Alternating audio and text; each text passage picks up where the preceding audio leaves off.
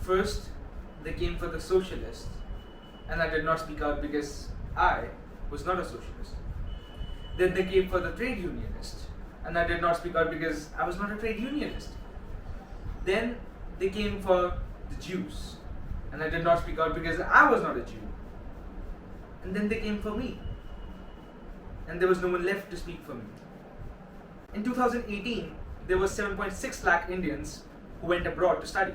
In 2020, there were 2.6 lakhs. Well, there was a 55% dip, notwithstanding the annual increase of students applying abroad. And still, when LiveMint conducted a survey, 91% of them wanted to go abroad to study.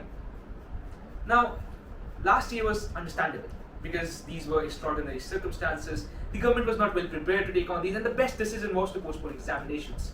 But right now, is it really? Do we really need CBSE board exams in the middle of pandemic? Have we really forgotten that we are still in one? There are more than 3,500 deaths per day, and the COVID numbers are just over the roof. And in these extraordinary circumstances, under such emotional stress which students are feeling, which teachers are feeling, do we really want to conduct class 12 board examinations? And why? And for what? These examinations were there so that students can avail opportunities of higher education in quality institutes. Now there are students who have already got into MIT, Stanford, Brown, Duke, and you are taking their opportunity of studying abroad so that you can have class 12 board exams. And frankly speaking, it did not feel like a class at all.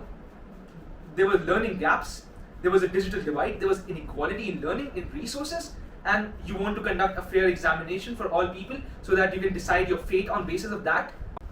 And international students are the most resilient humans you'll ever meet. They have to fight a lot of battles, starting from convincing their parents to apply abroad, then convincing their relatives that applying abroad is a good option for them. And after all this, they have to go through the process which is different from anything. They have to do extracurricular work, they have to do community services, they have to give exams which none of them have ever prepared for in their life because Indian system is really different from what it is abroad. After that, they go into a place where the culture is new and they're alien to basically everything there, and they start their new life. They set out for these challenges and they immerse themselves in this culture and change themselves so that they can have a better future, because they believe that their future can be better than their present. Well, they never thought that their present will come to haunt them in their future. Now, what if you conduct the exams right now? What if? There's a high chance that there will be another corona outbreak, because there'll be clusters of people in classrooms, and that is literally the hotspot for COVID cases.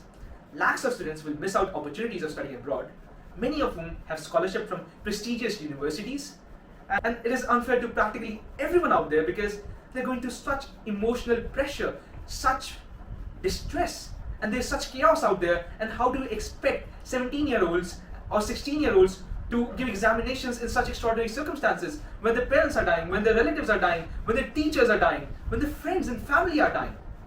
How do you calculate that risk of putting them through this process, and for what exactly?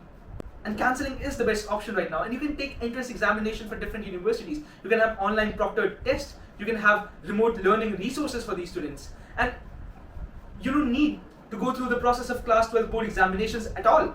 And it would be a lot better because there would be less clusters of students sitting for these entrance tests, because CBSE, practically everyone from every field gives this examination. But if you see NEET or JEE, there's lesser clusters, and in humanities or commerce related fields there's an even less cluster of students, which would be beneficial for everyone.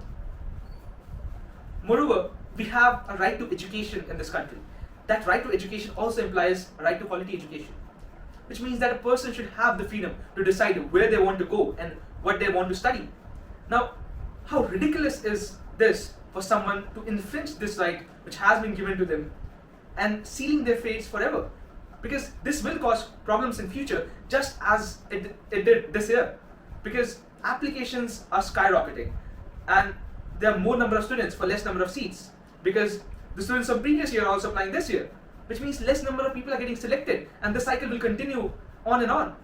And what will happen is thousands of students will miss out the opportunity to study in university at all.